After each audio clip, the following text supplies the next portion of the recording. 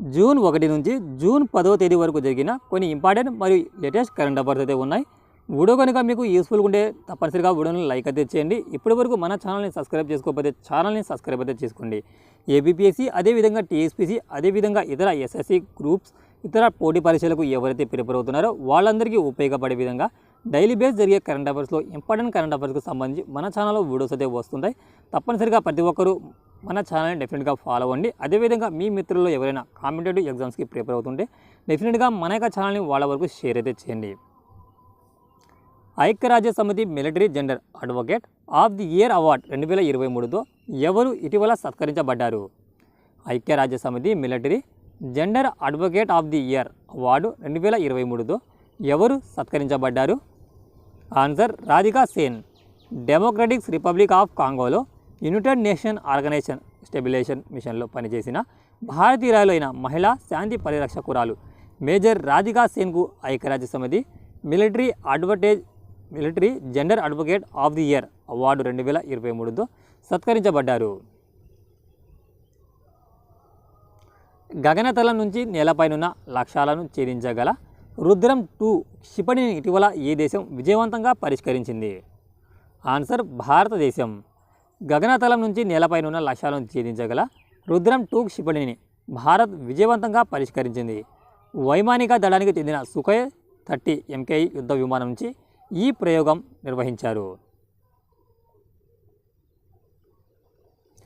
ఇటీవల భారతదేశం ఏ దేశంలో నిల్వ ఉంచిన 100 టన్నుల బంగారపు నిల్వలను దేశీయ ఖజానాకు చేర్చింది? ఇటీవల భారతదేశం ఏ దేశంలో నిల్వ ఉంచిన 100 టన్నుల బంగారపు నిల్వలను దేశీయ ఖజానాకు చేర్చింది? Answer Britain. బ్రిటన్లో ఉంచిన తన పసిడి నిల్వల నుంచి 100 మెట్రిక్ టన్నుల పసిడిని భారత్ దేశీయ ఖజానాకు చేర్చింది. దేశీయంగా ముంబై, నాగపూర్లో అత్యంత భద్రత కలిగిన ప్రదేశాలలో దీనిని నిల్వ ఉంచారు. 1991 తర్వాత భారత్ భారీగా పసిడి నిల్వలను తరలించడం ఇదే మొదటిసారి. తెలంగాణ రాష్ట్ర ప్రభుత్వం విడుదల చేసిన రాష్ట్ర గీతం ఏది? జయ జయ హై తెలంగాణ. రాష్ట్ర అధికారిక గీతాన్ని సీఎం రేవంత్ రెడ్డి విడుదల చేశారు. పరేడ్ గ్రౌండ్లో దశాబ్ది వేడుకల కార్యక్రమంలో ఆయన జయ జయ హై తెలంగాణ పాటను ఆవిష్కరించారు. 2.30 నిమిషాల విడివి గల ఈ గీతాన్ని అందెశ్రీ రచించగా కీరవాణి స్వరపరిచినారు. ICC one day cricket of the year అవార్డును అందుకున్న భారతీయ స్టార్ క్రికెటర్ ఎవరు? Answer Virat Kohli. ICC one day cricket of the year అవార్డును టీమిండియా స్టార్ బ్యాటర్ అయిన విరాట్ కోహ్లీ అందుకున్నారు. ఇందుకు సంబంధించిన ట్రోఫీ క్యాప్ను ఐసీసీ ఆయనకి బహూకరించింది. కోహ్లీ 2023లో 27 మ్యాచ్లు ఆడి 72.47 యావరేజ్తో 1377 పరుగులు చేశారు. పాకిస్తాన్ తొలి మహిళా బ్రిగేడియర్గా ఎవరు నియమితులయ్యారు? పాక్ తొలి మహిళా బ్రిగేడియర్గా ఎవరు నియమితులయ్యారు? Helen Mary. ముస్లిం మెజారిటీ దేశమైన పాకిస్తాన్లో తొలిసారి ఓ మహిళకు అరుదైన అవకాశం దక్కింది. ఆ దేశ ఆర్మీ మెడికల్ కోర్లో పనిచేస్తున్న డాక్టర్ హెలెన్ మేరీ రాబర్ట్ బ్రిగేడియర్గా పదోన్నతి పొందారు. పాకిస్తాన్ సైన్యంలో బ్రిగేడియర్ హోదా పొందిన తొలి మహిళా క్రైస్తవ మైనారిటీ వ్యక్తిగా ఆమె రికార్డు నమోదు చేశారు. పదవీ విరమణ చేసిన ఐక్యరాజ్య సమితిలో భారతదేశపు మొదటి మహిళా శాశ్వత ప్రతినిధి ఎవరు? ఆన్సర్ రుచిరా కాంబోజ్. ఐక్యరాజ్య సమితిలో భారతదేశపు మొట్టమొదటి మహిళా శాశ్వత ప్రతినిధి రుచిరా కాంబోజ్ 30 సంవత్సరాల సేవ తర్వాత ఆమె యొక్క పదవికి విరమణ చేశారు. ఈ సమయంలో ఆమె భూటాన్, దక్షిణాఫ్రికా మరియు యునెస్కోలో భారత రాయబారిగా పనిచేశారు. కాంబోజ్ 1987 సివిల్ సర్వీస్ బ్యాచ్లో ఆల్ ఇండియా మహిళా టాపర్ మరియు 1987 ఫారిన్ సర్వీస్ బ్యాచ్లో కూడా టాపర్. ఆమె ఆగస్టు 2, 2022న యుఎన్ఏలో భారతదేశ శాశ్వత ప్రతినిధి రాయబారి పదవిని చేపట్టారు. యూనిఫైడ్ పేమెంట్ ఇంటర్ఫేస్ యూపీఐ లాంటి సేవల వ్యవస్థను ఏ లాటిన్ అమెరికా దేశం తీసుకురానున్నది? యూపీఐ లాంటి చెల్లింపుల వ్యవస్థను ఏ లాటిన్ అమెరికా దేశం తీసుకురానున్నది?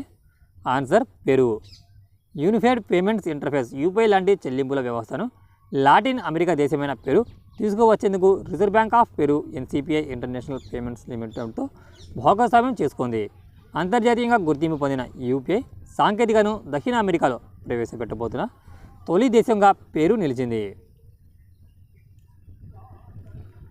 ఏప్రిల్ నెలలో రిజర్వ్ బ్యాంక్ ఆఫ్ ఇండియా ఎన్ని టన్నుల పసడి నిల్వలను కొనుగోలు చేసింది? ఆన్సర్ 5.6 టన్నులు.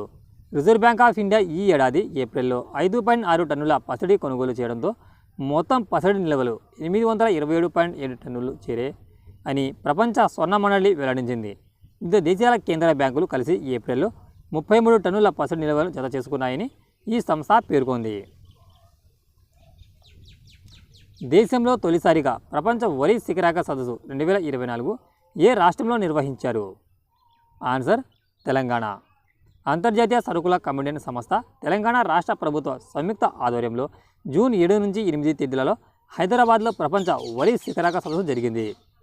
అంతర్జాతీయ వరి పరిశోధన సంస్థ గ్లోబల్ రైస్ సమిట్ 2024 కన్సార్టియం, భారతదేశ వరి పరిశోధన సంస్థ, ఉత్తరప్రదేశ్లోని చంద్రశేఖర్ ఆజాద్ వ్యవసాయ విశ్వవిద్యాలయం, ఒడిశా వ్యవసాయ విశ్వవిద్యాలయం, భారతదేశ వరి ఎగుమతిదారుల సమాఖ్య ఫిక్కీ తదితరుల సమాఖ్యల ప్రతినిధులతో పాటు 30 దేశాల నుంచి రైతులు, ఆదర్శ రైతులు, శాస్త్రవేత్తలు, ప్రతినిధులు ఇందులో పాల్గొన్నారు. భారత రాజ్యాంగంలోని ఏ అధికరణం ద్వారా అసెంబ్లీని గవర్నర్ రద్దు చేస్తారు? 174(2)(b). ఇది ఫ్రెండ్స్, వీడియో కనుక మీకు యూస్ఫుల్గా ఉంటే తప్పనిసరిగా వీడియోని లైక్ అయితే చేయండి. Thanks for watching ఎగ్జామ్లెంట్.